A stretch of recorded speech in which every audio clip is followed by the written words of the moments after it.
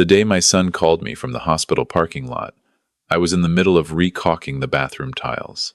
He wasn't crying. That was what scared me most. My son always cried when things were bad. He'd cried at his grandmother's funeral, cried when his dog got hit by a car on the highway outside Sudbury. But that afternoon in October, his voice was flat and thin, like a wire pulled too tight. "Dad," he said, "something happened to Nora." I set down the caulking gun. I didn't even wipe my hands. My son's name is Elliot. He's 34 years old, and he married Nora Whitfield 3 years ago at a small ceremony in Prince Edward County. I liked Nora from the first time I met her. She had this quality that's hard to describe, a kind of steady warmth, like a wood stove in a kitchen. She laughed easily, but she wasn't loud about it. She remembered things people told her and asked about them months later. She was the kind of person who made you feel like you were worth remembering. Her husband's family, the Whitfields, were a different matter entirely.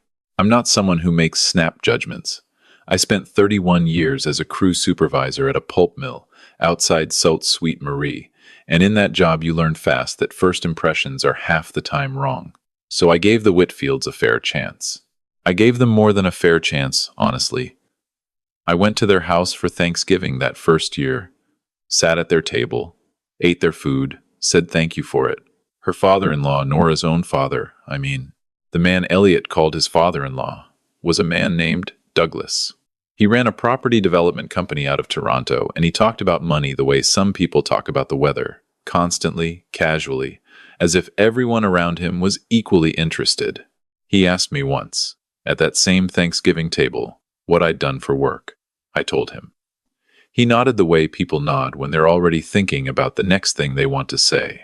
Elliot's mother-in-law, Douglas's wife Cecily, was the kind of woman who asked questions that weren't really questions. "How lovely that you drove all the way from Sault Ste. Marie," she said to me the first time we met, and somehow it came out sounding like she was surprised I'd managed to find the highway. Their son Nora's brother-in-law, a younger man named Trent, had the same quality his mother had. Every compliment he gave you had a small nail in the bottom of it. Elliot was quiet about all of this for a long time. He's that kind of person. He processes things slowly and carefully before he says them, and by the time he says them, he's usually already made peace with what he's going to say. But I noticed things. I noticed that Nora stopped suggesting family dinners. I noticed that when the Whitfields came to visit their rental property in Parry Sound, they owned a cottage up there. A big one.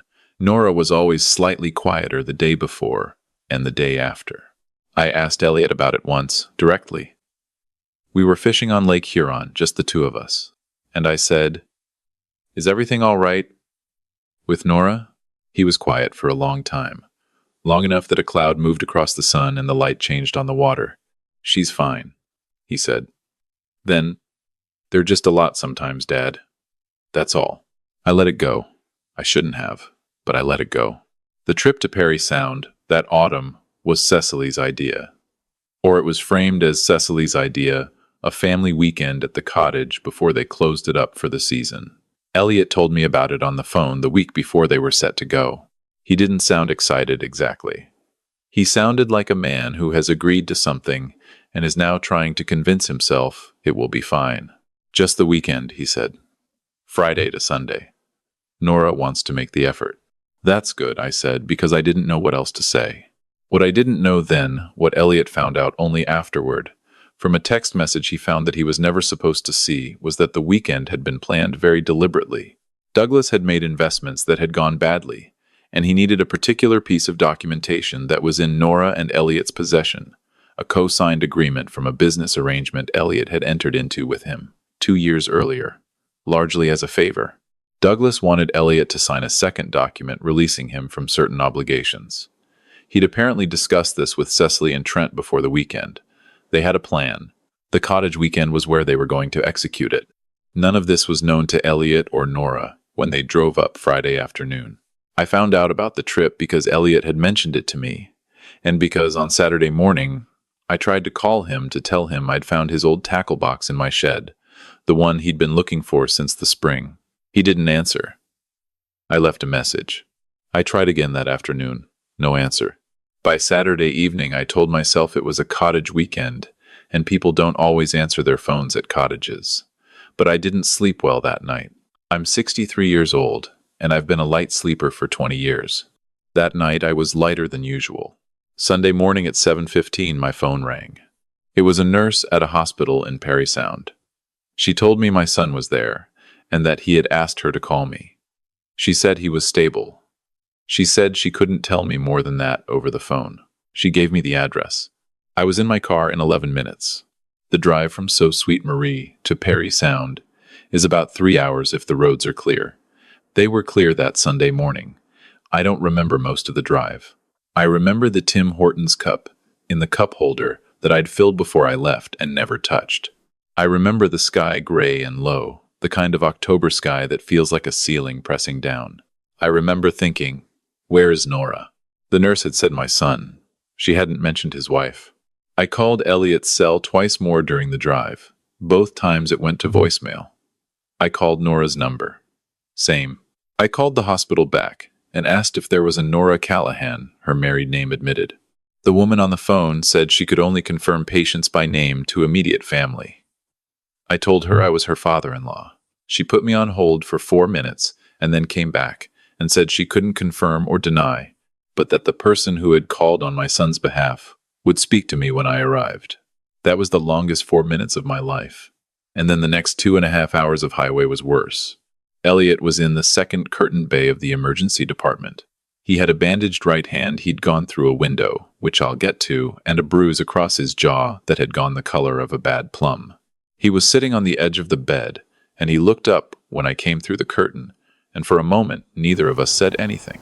Then he said, "She's in the ICU, Dad." I sat down next to him. He told me everything. Friday night had been tense, but manageable. Saturday morning, Douglas brought out the document over breakfast. He was smooth about it, casual, like he was asking someone to sign for a package delivery. Elliot read it, asked questions, said he'd need to talk to his own lawyer before signing anything. Douglas's manner changed at that point. Not dramatically. Just cooled. The way a room cools when someone opens a window in autumn. The rest of Saturday was polite and strange. They went out on the boat in the afternoon, all of them. Nora was quiet. Elliot was watchful. Trent kept making jokes that weren't quite funny. Saturday evening was when it happened. After dinner, Douglas suggested they take a walk down to the water. It was dark already, full dark by 6:30 at that time of year, but the Whitfields knew that property and the path down to the dock was lit. Nora and Elliot went. They all went. Elliot described it to me slowly, carefully, the way he does everything. They were on the dock.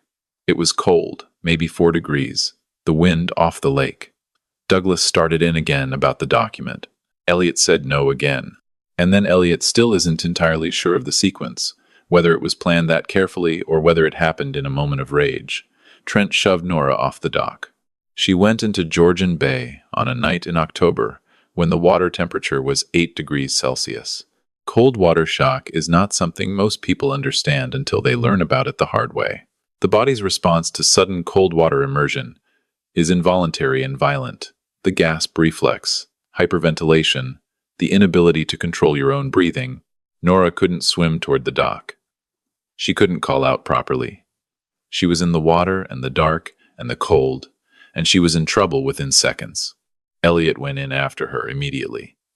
He said he doesn't even remember deciding to. 1 second he was standing on the dock and the next he was in the water. He got to her. He kept her head up. He was shouting for help, and Douglas and Cecily and Trent were standing on the dock watching. Trent said, "Relax. She's fine. The dock ladder is right there." She was not fine. Elliot screamed at them to call 911. No one moved for what he described as a very long time. He said it was probably 20 seconds, but it felt like standing inside a year. He was kicking to keep them both afloat, and the cold was already in his arms, and the dock was slippery where he tried to grab it. Eventually, Cecily called. The ambulance came from Parry Sound 12 minutes. By the time the paramedics got there, Nora was conscious but hypothermic, her core temperature significantly below normal. Elliot had managed to get her up the dock ladder, and he'd taken off his coat and wrapped her in it and held her on the dock.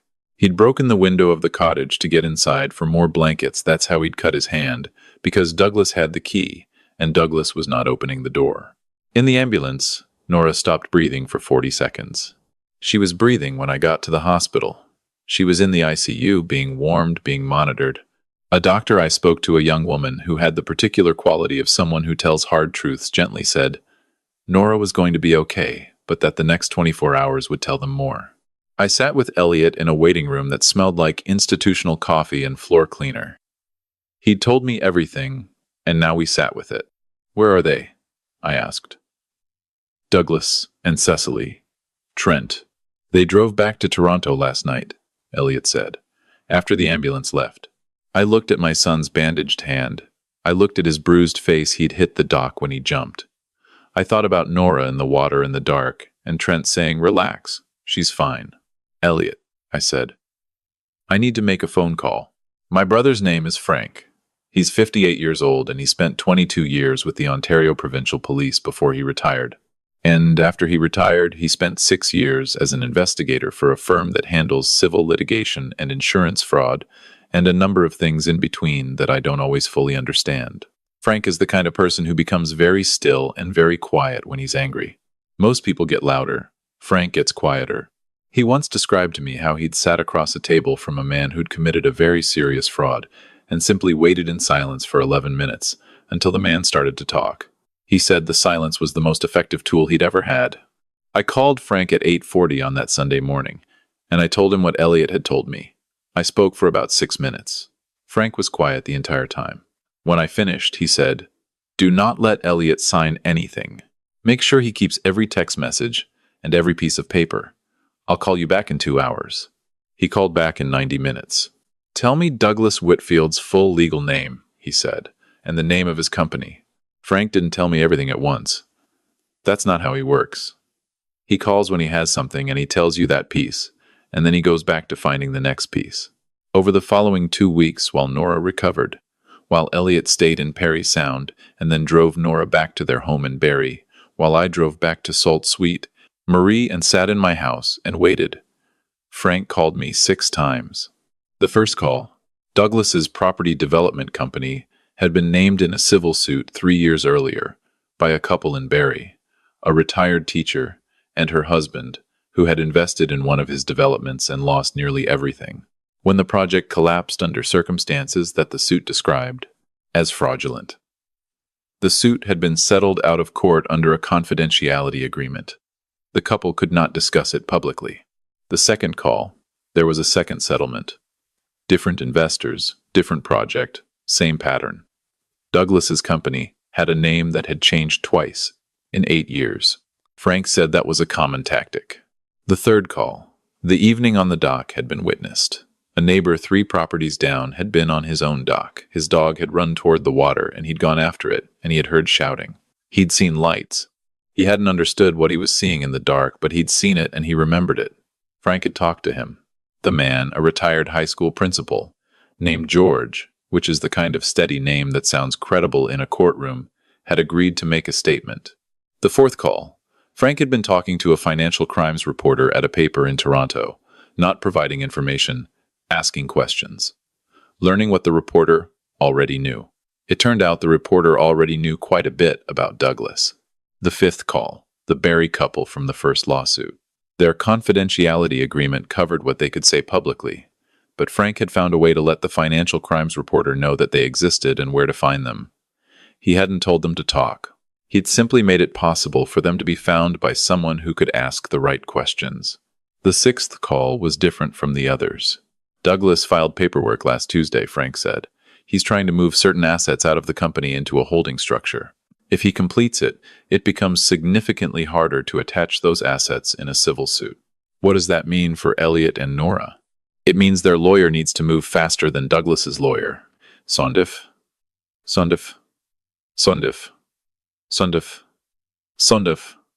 I'm going to give you a name. Tell Elliot to call her tomorrow morning.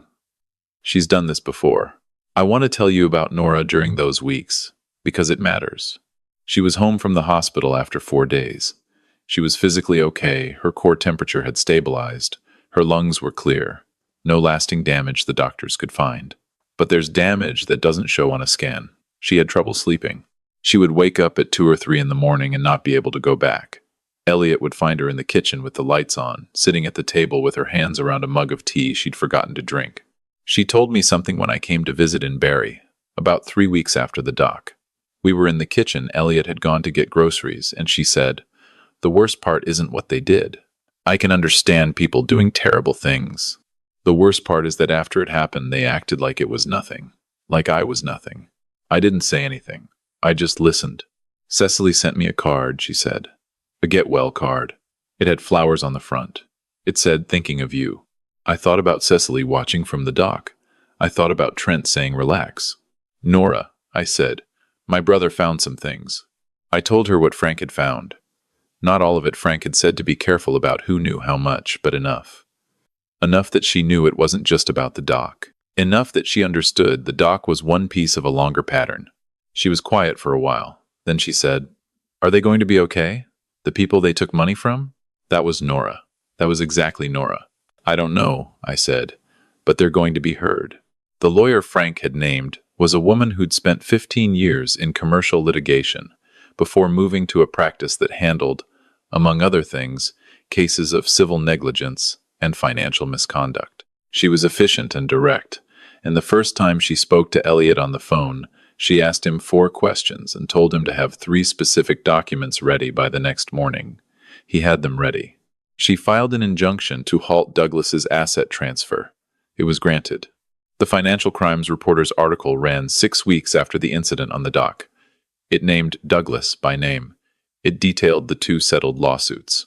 It named 3 current investors who were now asking questions about projects that had not materialized as promised. It included a quote from a source close to the investigation, not Frank, not anyone connected to Elliot or Nora, who said that regulatory authorities had been provided with information and were reviewing it. I read the article on my laptop at my kitchen table on a Tuesday morning with the second cup of coffee I make every day at 7:15. I read it twice. Then I called Frank.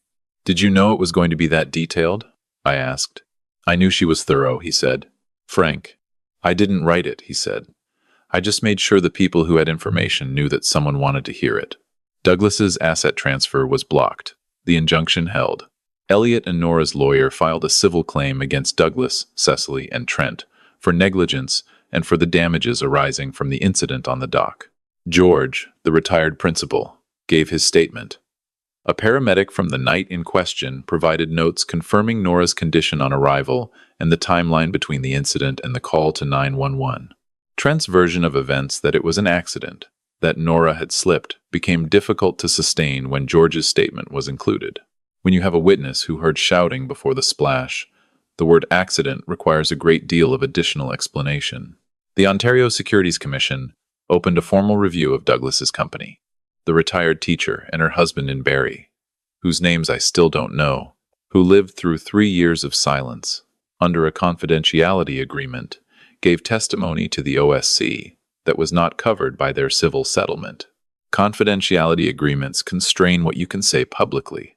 They don't constrain what you can tell a regulatory body conducting an investigation. I learned this from Frank. I thought about it for a long time after. Nora and Elliot reached a settlement with the Whitfields in the civil case 8 months after the doc. I'm not going to tell you the amount, because Nora asked me not to, and that's her right and her business. What I can tell you is that the amount was not nothing. It was the opposite of nothing. Nora used part of it to enroll in a program she'd been putting off for 2 years. She wanted to retrain as an occupational therapist, and the program was expensive, and she'd told herself there wasn't time. There was time now. Elliot told me on the phone that she cried when she submitted the application. Not from sadness. He said she sounded surprised, the way people sound surprised when something they stopped hoping for actually arrives. Douglas's company was restructured under regulatory pressure. 2 of the investors who had been named in the reporter's article received partial restitution through a process I don't entirely understand, and Frank explained to me once, and I've since partially forgotten. The teacher and her husband in Barrie were among them. I know this because the reporter wrote a follow-up piece, and I read it at the same kitchen table with the same second cup of coffee. Trent was not charged criminally. I want to be honest about that. The decision around whether to pursue criminal charges was Elliot and Nora's, and they made it based on advice from their lawyer and their own sense of what would cost them most. The civil case had taken 8 months, and it had taken something from both of them. Not everything, but something. A criminal proceeding would have taken more. Nora made the decision, and Elliot backed it, and I backed it too. Even though there are nights when I think about Trent's voice in the dark relax. She's fine, and I have to put the thought down before it takes hold. Justice is not always the shape you wanted it to be. I've had to learn that. Frank came up to Salt Sweet Marie for Christmas that year. He does most years. We were sitting in the living room after dinner. My daughter-in-law was upstairs. Elliot was in the kitchen doing dishes the way he always insists on doing, even when we tell him not to, and I said to Frank, "I don't know how to thank you." He looked at the fire for a while. "You called me," he said. "That was enough." There's something I've thought about since that night on the dock, something I've turned over many times in the years since. I think about the moment when the Whitfields chose to watch. I've tried to understand it, the way I try to understand most things, by sitting with it long enough that it becomes familiar enough to look at. What I come back to is this. They weren't watching because they didn't care. They were watching because they'd calculated in that moment, or in the weeks before, that they could afford not to care. That their money and their names and the confidentiality agreements they'd deployed before meant that the costs would not land on them. They were wrong. Not spectacularly wrong. Not in the way movies prefer. No one went to prison. No one made a dramatic speech in a courtroom. Just wrong in the slow, grinding, expensive way that wrongness actually tends to catch up with people. Douglas's name was in a newspaper. His assets were examined by people whose job is to examine assets. The investors he'd left behind found their voices. The woman he'd thought of as merely his son's inconvenient wife sued him and won. Nora starts her program in January. She called me last week to tell me she'd bought her textbooks. She sounded like herself, that steady warmth, that quality I'd noticed the first time I met her. She asked about my caulking project, the one I'd been in the middle of when Elliot called that October morning. I told her I'd finished it, and then promptly noticed a new section that needed doing. She laughed. Easily. Not loudly. She said, "That's how it always goes, isn't it?" It is. That's exactly how it goes. You finish one thing, and you find the next thing that needs attending to. The trick is to still be around to do the attending. The trick is to have the right people in your corner when the dark comes, which it does, eventually, for everyone. My brother Frank, my son Elliot, and Nora, who asked about other people before she asked about herself. I think about that dock sometimes. I think about the cold water, and the dark, and the 40 seconds in the ambulance. I think about the distance between relax, she's fine, and the truth of that night, which was that she was not fine, and that someone needed to act, and that my son was the one who chose to act without thinking, and that sometimes that's the whole of it.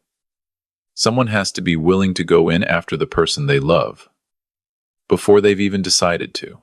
I hope I raised the kind of man who would do that. I did. I know I did. He's in the kitchen doing dishes right now, actually, and I'm going to go tell him to leave them. I've been thinking about something Nora said to me in her kitchen. Maybe 3 weeks after she came home from the hospital. She said the worst part wasn't what they did. The worst part was how they acted afterward, like it was nothing. Like she was nothing. I've turned that over 100 times since. There's a particular kind of person in this world who has spent so long operating without consequences that they've stopped believing consequences exist. Douglas wasn't a man who woke up one day and decided to become what he was. He became it slowly, through years of settlements with confidentiality clauses, through investors who signed agreements and went quiet, through a family that watched him do it and decided that was just how things worked. Every time someone let it pass, he moved the line a little further. That's not fate. That's not anything mystical. That's just what happens when behavior goes unchecked long enough. It calcifies into character. What I know from 63 years of living is that the people who cause harm rarely account for the one variable they can't control. Who else is in the room? Douglas planned for Elliot. He planned for Nora. He did not plan for Frank. He did not plan for a retired principal walking his dog on a dark dock 3 properties down. He did not plan for a financial crimes reporter who had already been asking questions. He planned for the version of the world where the only people who mattered were the ones with enough money to fight back. And he was wrong, because the world is not that small. Elliot went into that water without thinking. I've said that already, but I keep coming back to it because I think it's the most important thing in this whole story. Not Frank's investigation, not the injunction, not the settlement, though all of those matter. What matters first is that my son chose, in a fraction of a second, to act. That's what integrity actually looks like when it's tested. It doesn't look like a speech. It doesn't look like a decision you deliberate over. It looks like a man already in the water before he realized he'd moved. And Nora, who asked about the Barry couple before she asked about herself. Nora, who sent no angry letters and made no public statements and simply told her lawyer what happened and let the process do what the process was built to do. She is the one who ends up, a year later, buying textbooks for the program she'd stopped letting herself want. There's something in that. Not justice as a clean ledger. Life doesn't work that cleanly, but something like proportion. Something like what happens when a person refuses to become smaller than the thing that hurt them. I didn't raise Elliot to be fearless. I raised him to be honest and to show up, and I think those two things, when it came to it, were enough. That's what I'd want anyone to take from this. Not a lesson, exactly. Just a reminder that the choices you make in ordinary time, the kind of person you decide to be when nothing is at stake, are the same choices you'll make when everything is. You don't become someone different in a crisis. You just become more of who you already were. Nora starts her program in January. That's enough for me.